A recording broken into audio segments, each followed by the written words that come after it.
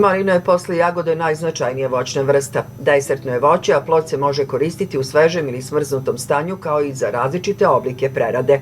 Lako se razmnožava, počinje da rađa u prvoj ili drugoj godini posle sađenja, a u trećoj godini dostiže pun rod. Plod dozreva u junu i julu kada na tržištu nema dovoljno svežeg voća.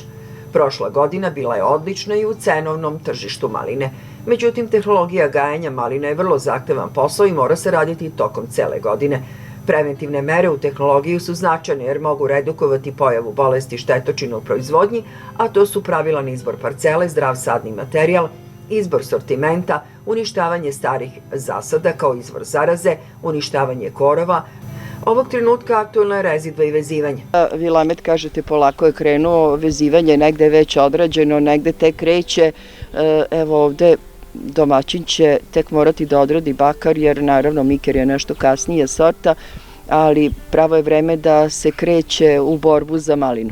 Tako je, mi se nalazimo u zasadu od hektar mikera, ovde pupoljci još uvek nisu krenuli i preporuka je da sačekamo pa i da malina olista, da uđemo u samo vezivanje maline. Što se tiče samog terena, proizvođači su krenuli da vezuju malinu, vilamet se nalazi u fenofazi bubrenja pupoljaka i sam početak listanja, zavisnosti od lokaliteta gde se gaji i uzgaja.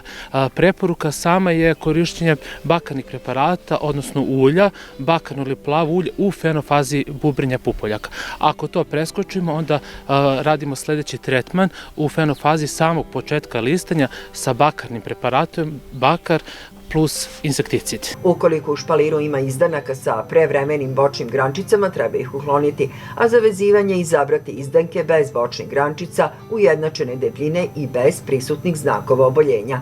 Oštro skraćivanje izdanaka u proleće ima više nedostataka, prinosi se smanjuju, a krupnoća plodova ne povećava. Novi izdanci mogu da zaklone rodne grančice, pa je berba i otežana.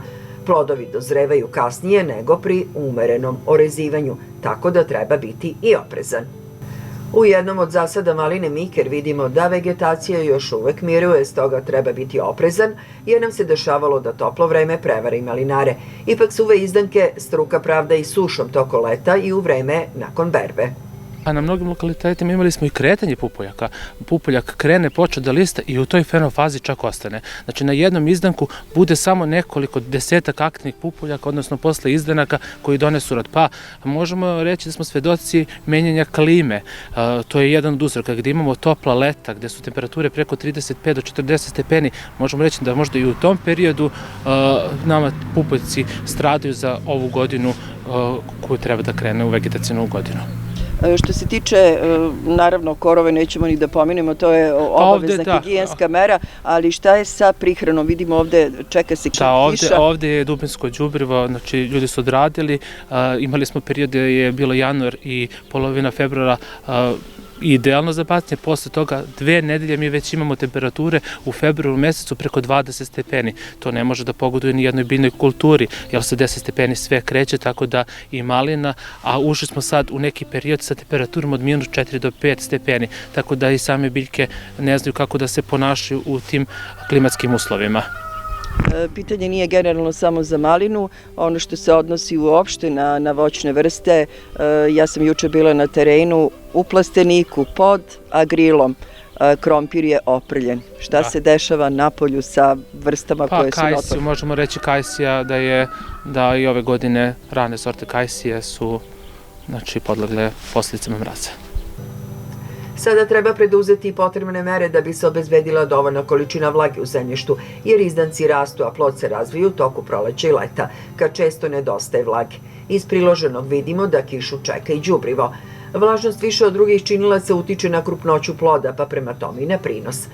Brižljiva obrada je najefikasnije sredstvo da sačuva vlagu u zemljištu. Početak obrade zemljišta pada rano u proleće, čim se zemljište dovoljno prosuši. Malina ima plitak koren, te prilikom obrade treba voditi računa da obrada bude plitka, najviše do 10 cm, kako se korenov sistem ne bi oštetio. U našim uslovima preporučuje se da malinjak bude obrađen bar 5 puta. U martu, pošto se sneg otopi, sredinom aprila, početkom maja pre početka cvetanja, početkom juna pre početka berbe i početkom avgusta posle završetka berbe. O daljim radnjama u tehnologiji proizvodnje maline govorit ćemo sa početkom listanja.